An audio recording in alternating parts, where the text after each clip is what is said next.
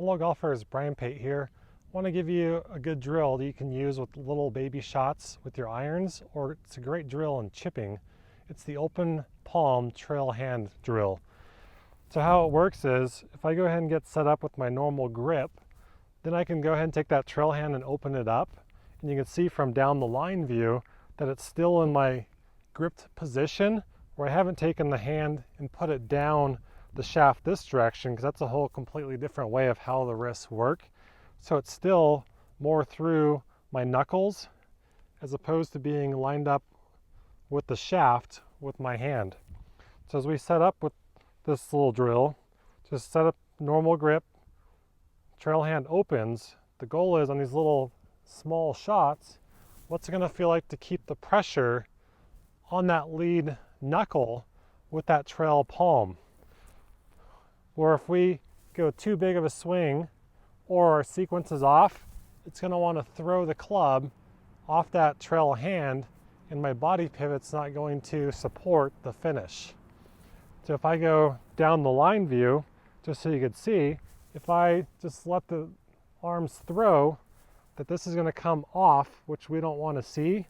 We want to see, can we have that open palm at setup? We have the little pressure on that lead knuckle, and as I rotate through, I still have the pressure on that knuckle. And you'll notice my club isn't going down the target towards the camera, because I'm turning around my body. The club's going up and in on the way through. So to start with small swings, set up normal grip. Don't move your palm, just open your hand, keep the pressure on there. Can you make a small motion back? Small motion through, and keep that pressure onto the grip. Now if I went any larger than that with this 8-iron, the speed would want to disconnect the hands into the finish. So it's good just to start small. That 8-iron only carried about 40 yards.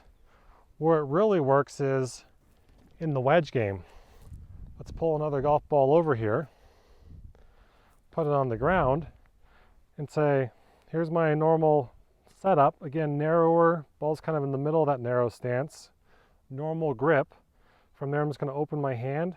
I'm going to keep the pressure on that as I go back. As I turn through, I can maintain that pressure with the trail hand.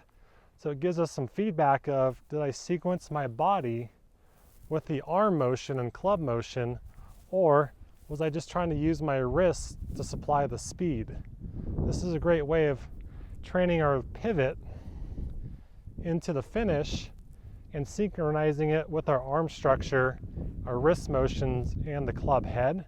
It's also going to teach the wrists that it's extending through the shot as opposed to too early, which is going to throw the club away from that trail hand.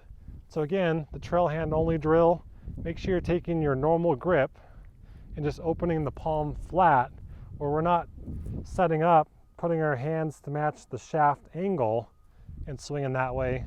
Keep an eye that you have your same grip open flat, and then start small without even a golf ball.